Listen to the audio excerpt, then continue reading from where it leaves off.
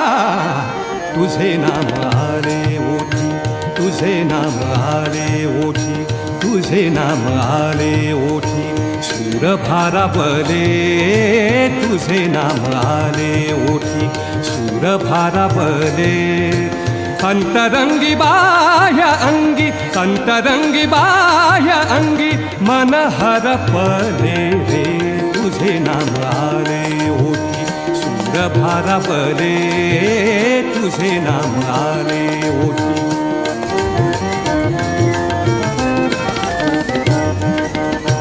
नको झांजची पळ्या वीणा, नको झांजची पळ्या वीणा, नको भिन्न राग, नको झांजची पळ्या वीणा, नको झांजची पळ्या वीणा, नको भिन्न राग, नको झांजची पळ्या वीणा।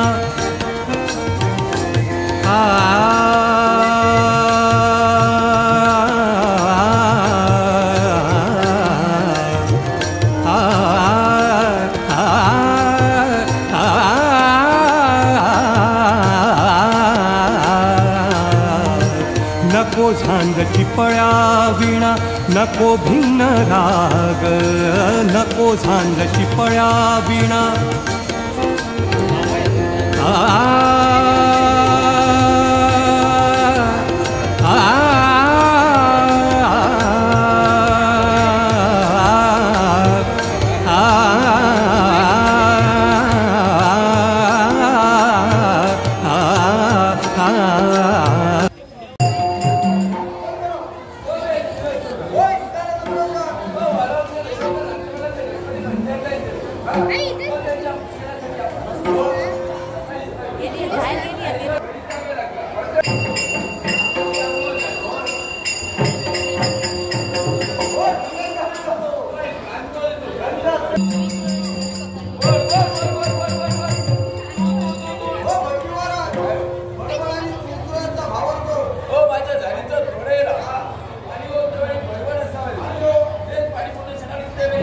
Sabe,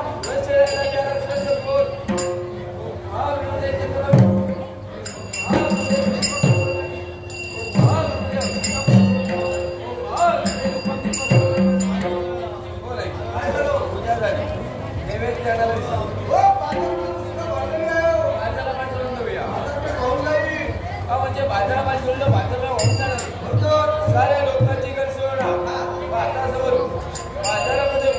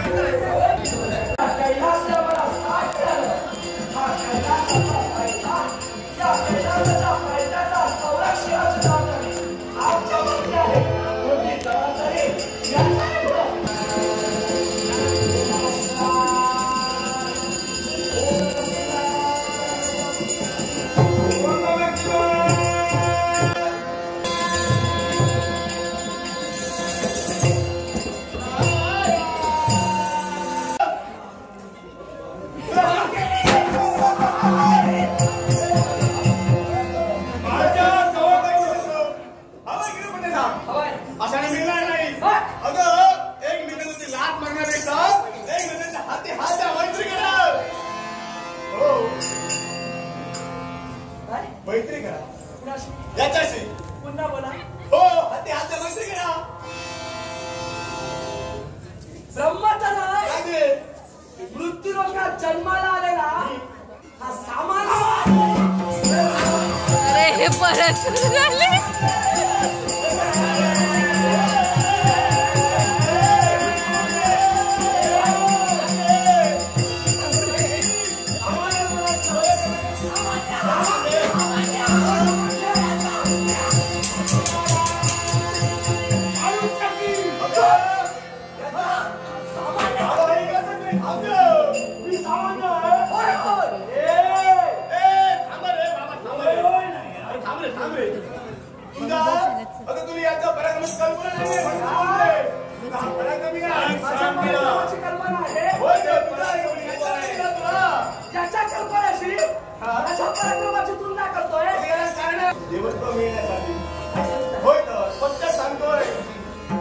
माझ्या देवत्वाची आम्हाला सहाय्य करेल नक्की करणार विचारू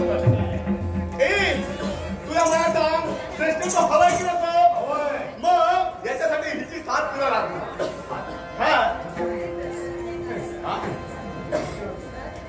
काय बोलला बोलला काय बोलला काय थांब तरी तो बोलता विचार करतो वेळ रे कधी बोलला अरे मला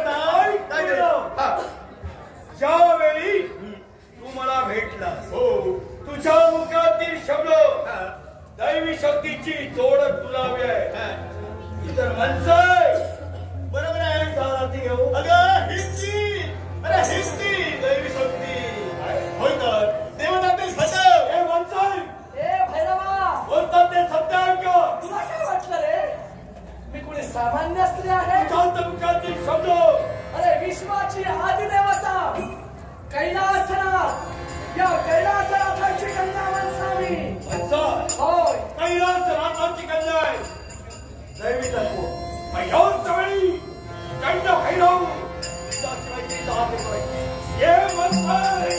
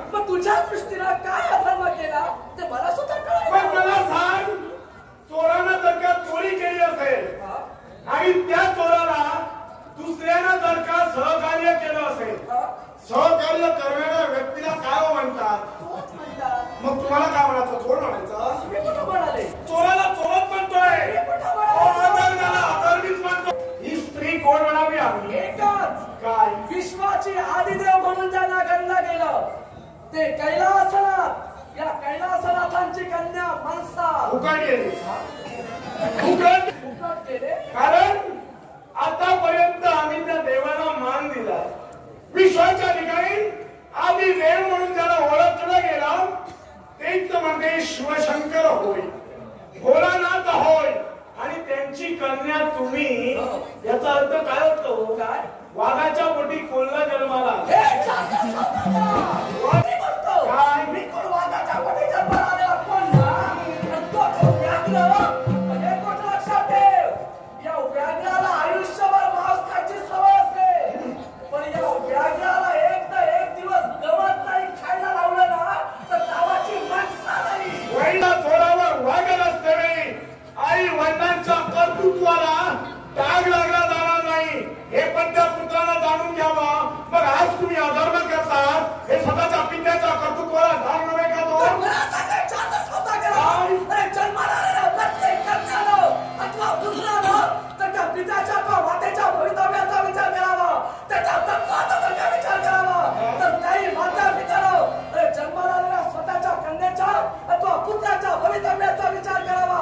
व तो भवितव्याचा विचार माझ्या पितृदेवतेला नाही मानला गेला. पण पित्यानं तुझं भवितव्य राखावं म्हणजे तुझ्या हिंमत नाहीये. तुझ्या हिंमत नाही, तू दुबळी स्त्री आहे असं म्हणून कोण? कारण काय माहितीये याचा अर्थ काय होतोय? आईच्या पिठावर रेखोटा ओढणारी स्त्री तू आहे. भोलानाथांना साधी देवत्व प्राप्त झालाय.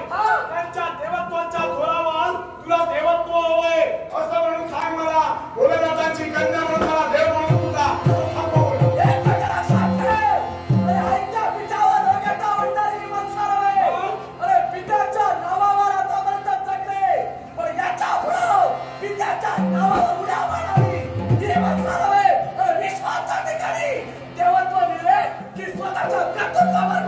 मलाही सांग, अधर्माचं कर्तृत्व दाखवून कोणत्या अशा भोलानाथांच्या पुत्राला अथवा कन्येला देवत्व मिळावे नाही हे मला पटवून दे.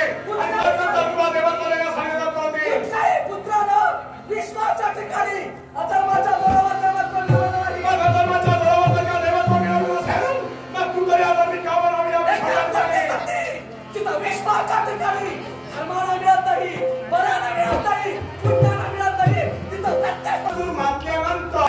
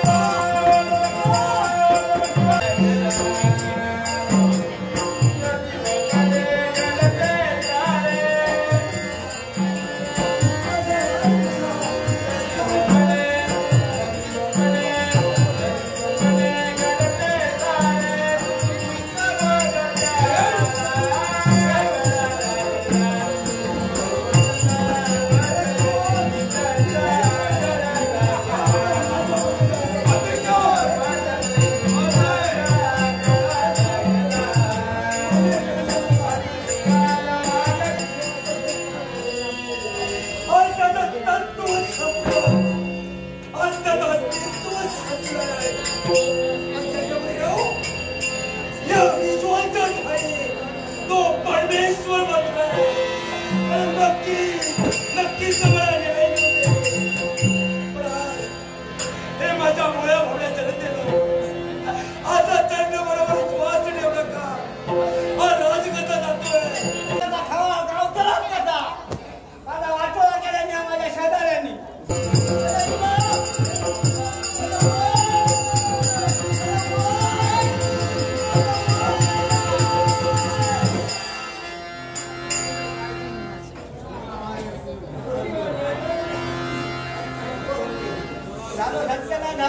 शिकलेला तो येऊ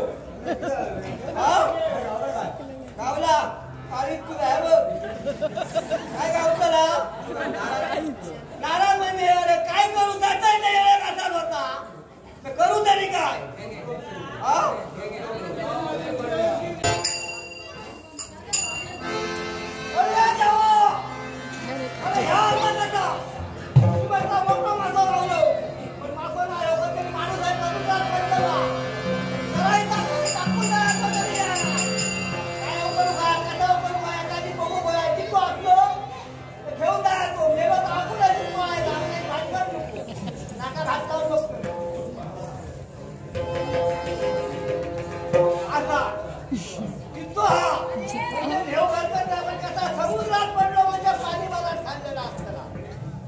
पाणी खाल्लेलं असला पाणी काढल्याशिवाय आता सूट येणार नाही. त्याच्या पोटातला पहिला पाणी काढतोय आणि मग एका ठावात करते. ऐकला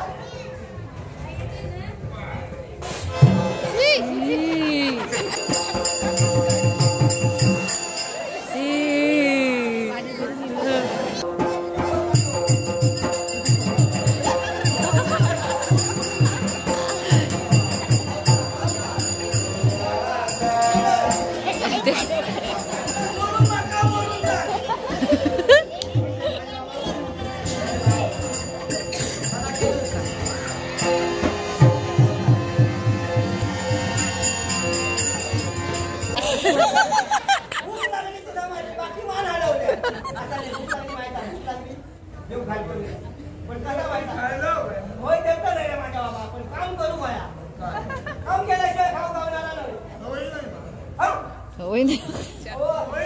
चौका करू माया चौका साठ करू माया सवय एकदम नाही होती. ढकलूक सांगा माका ढकलूक सांगतो. तुम्हाला तर कधी सांगायला ढकल नसेल तुला माझ्याकडे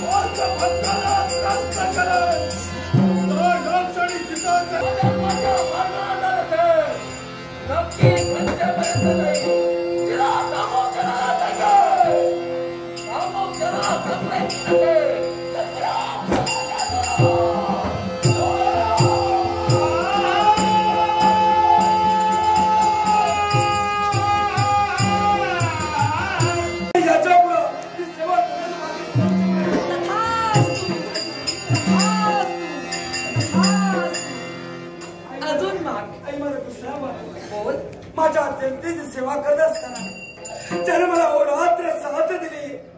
माझं एक हस्त म्हणून माझ्याशी आजपर्यंत साथ करण्याचा प्रयत्न आणि याची तथास्तु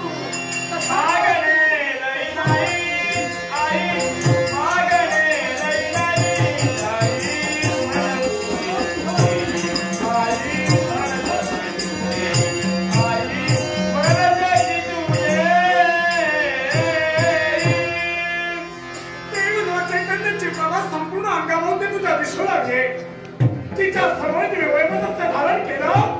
तिचा देव तत्वाला प्राप्त झाले.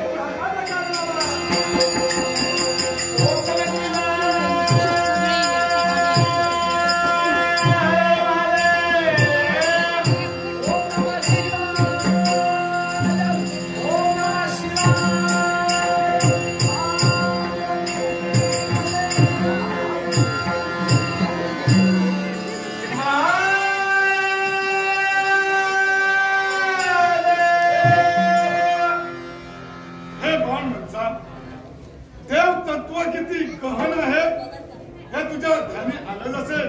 होय देवा. ज्या क्षणी तू इच्छा प्रदर्शित केली होतीस त्या क्षणी जर का तुला देवतत्व दिलं असतं तर आज सकल भक्तांनी तुला नमस्कार केला नसता आणि त्याच देवतत्वाला काही अर्थच उरला नसता. देवा तू देव माझा मी भक्त तुझा मनोमनी केलेली मी प्रतिज्ञा माझ्या शिवाची भक्तीच्या उजव्या हातानं मी केली. त्या उजव्या हातानं मी पुन्हा अन्य देवतेची भक्ती करणार नाही.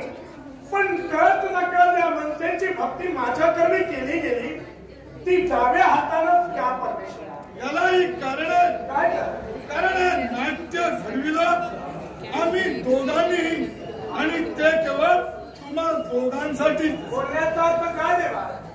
हे चांद सौदागर तू कुणी या मरत भूमीतील मरत मानव नव्हेस तर स्वर्ग लोकातील तू चित्रांग गंधर्व आहेस. चित्रांग गंधर्व परत भूमीवर कसा.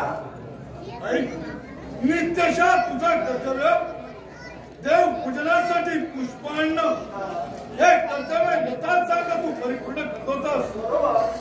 नकळत एक दिवस पुष्प आणण्यासाठी तू मनसाच्या पुष्पवाटिकेत गेलास.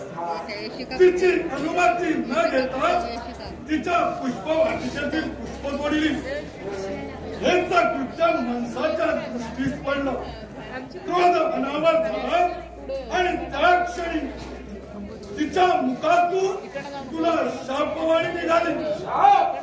हे चित्रांग गंधर्व आज जर तू कर्तव्य करतोयस जी कृती करतोयस अरे ही कृती एखाद्या मरत मानवाप्रमाणे अनुमती न घेता आज तू माझ्या बागेतील पुष्प तोडतोयस म्हणून मनसाच्या मुखातून शाप निघालं. मरत भूमीच्या ठिकाणी तू एक मरत मानव होऊन पडशील. त्याच वेळी तुझ्याही मुखातून या मनसेला प्रतिशाप दिला गेला आणि तो कोणता असेल तर हे मनसे आज माझी योग्यता न जाणता मला तू शाप दिलास.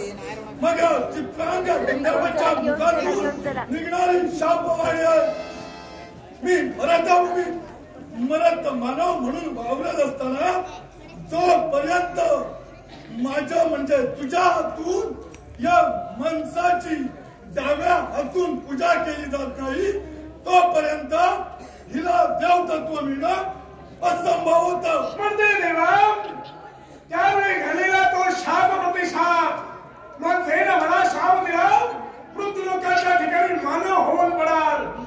पण त्याच वेळी मनसेला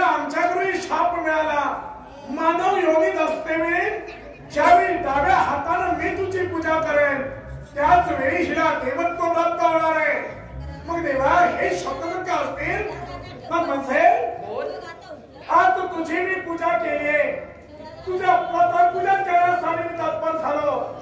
तो डाव्या हातानं केलंय, मग या डाव्या हाताचं महत्व या विश्वात काय ठेवणार? निश्चित ठेवीन ना. हे गंधर्वराज, या मरद लोकात तू चांद सौदागर या नावानं जन्माला आलास. अरे तुझ्यासारखा शिवभक्त या विश्वात दुसरा होणे नाही. पण तरी सुद्धा अरे निस्सीम भक्ती केली ती तू शिवाची केली. विश्वाच्या ठिकाणी कुठल्याही देवतेची जर का भक्ती करायची असेल तर प्रत्येक मनुष्य पाणी उजव्या हाताला पुष्प वाहतो. पण तू शिवभक्त असल्या कारणानं ना विलाजाला माझी भक्ती केलीस, ती फक्त डाव्या हाताला केलीस.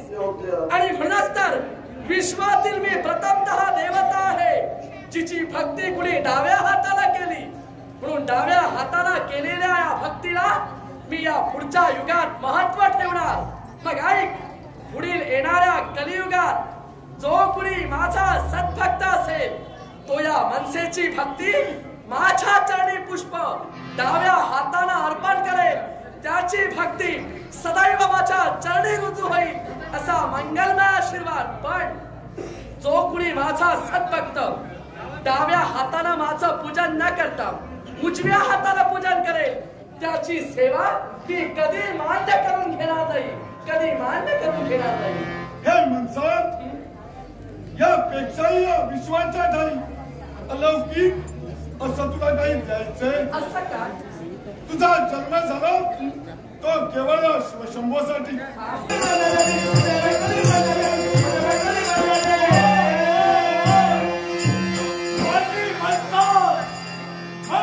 देवी झाली मला तरी मग झाला. हे रवा, आनंदून माझ्या समोर आला. बोल बोल भैरवा बोल. माझ्या एकच इच्छा आहे. कुठली इच्छा? तुझी इच्छा पूर्ण झाली, राहिली ती भैरवाची इच्छा. अगोरी मार्ग करायचंय बालाच्या सुधारणारी आणि कोळ्या माझ्याजवळ स्वतःच्या देवत्वासाठी तुझी साथ घेतली, ती सत्यासाठी घेतली, असत्यासाठी नव्हे. पण आज तू धर्म स्वीकारलायस, तो असत्याचा धर्माचा. तेव्हा शिवाची अघोरी विद्या, ही शिवाची अघोरी विद्या सन्मार्गासाठी लाव, जगाच्या कल्याणासाठी लाव. तुझं भला हो.